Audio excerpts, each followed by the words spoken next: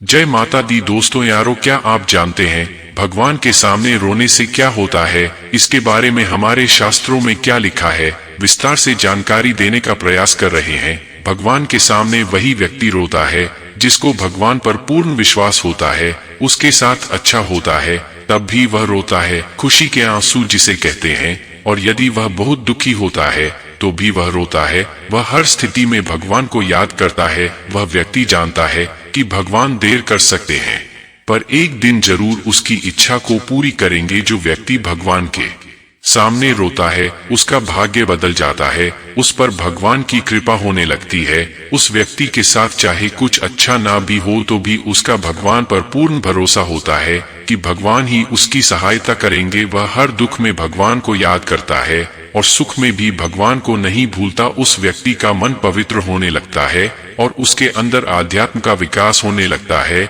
और उसका मन भगवान की भक्ति में लगने लगता है।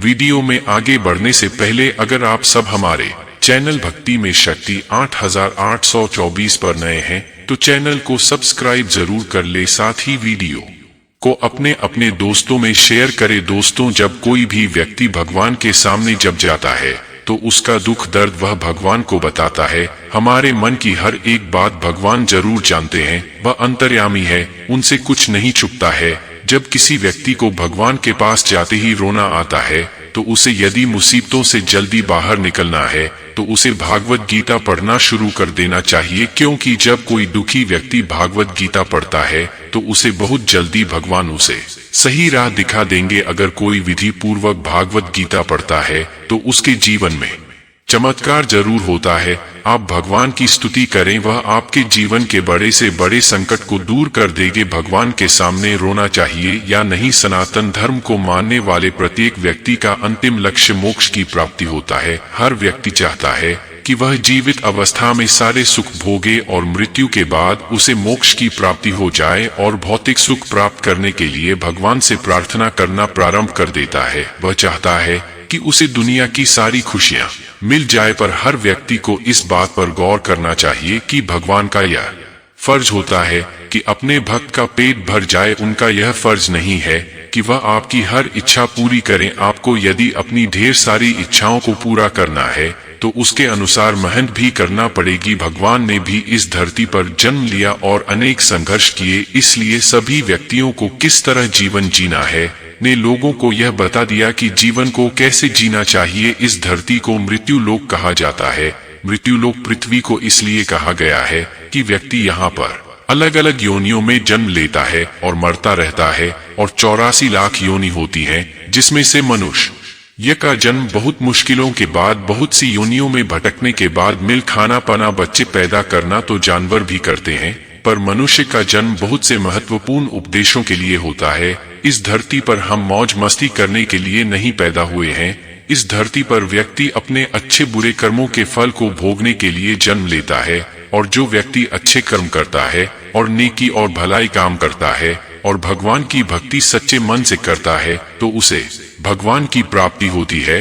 जो व्यक्ति दूसरों को कोई हानि नहीं पहुंचाता, अपनी मेहनत से कमाए धन से अपना और उसके परिवार को पालता है और इंसान से लेकर किसी भी जीव को हानि नहीं पहुंचाता है, उस व्यक्ति को भगवान की प्राप्ति होती है। इसका मतलब यह नहीं है कि आप पर कोई हमला कर रहे हैं और आप चुपचाप सहन कर ले। भगवान ने साथ ही साथ यह भी उपदेश दिया है कि आप पर यदि कोई अत्याचार कर रहा है तो उसके खिलाफ आपको आवाज उठानी चाहिए, अन्याय नहीं सहन करना चाहिए। भगवान कृष्ण ने अर्जुन को युद्ध करने के लिए उपदेश दिया था कि कायर व्यक्ति की तरह जीवन नहीं जीना चाहिए। यदि अपने साथ कुछ गलत हो रहा है तो उसको सहन करना कायरता होगी। जो ईमानदारी पूर्ण जीवन जीता है, इस तरह के व्यक्ति पर भगवान की विशेष कृपा होने लगती है। बिना मांगे ही उसके सारे दुख कम होने लगते हैं, उसकी धीरे धीरे सारी परेशानियां कम होने लगती है।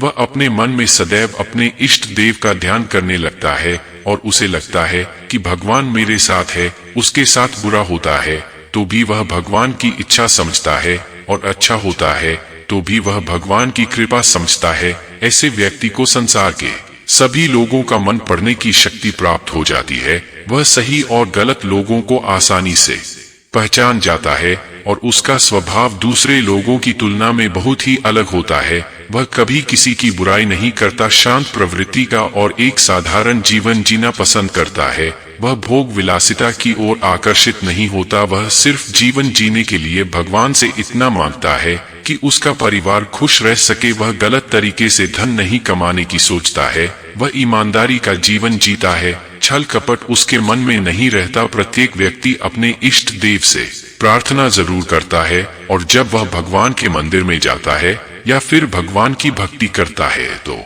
उसके मन में बहुत से अच्छे बुरे विचार आते हैं और वह अपने दुखों को याद करके अपने आंसुओं को रोक नहीं पाता है। वह भगवान के सामने रोने लगता है और यह संकेत बहुत ही शुभ होता है।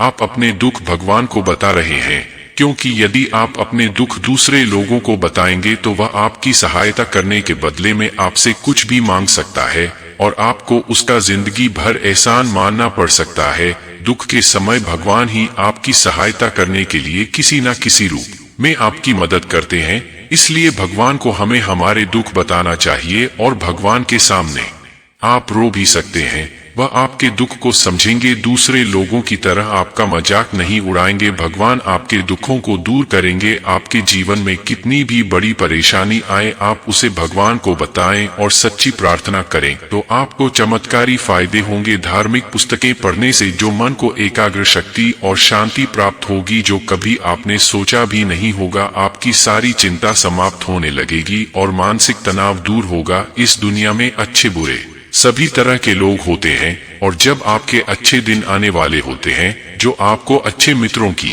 भी प्राप्ति होती है। उम्मीद करता हूं आपको वीडियो पसंद आया होगा और आप हमारे चैनल पर नए हो तो लाइक कमेंट और अपने इस चैनल भक्ति में शक्ति 8824 को सब्सक्राइब जरूर करें। जय माता दी दोस्तों यारों, फिर मिलते हैं अगले वीडियो में। धन्यवाद।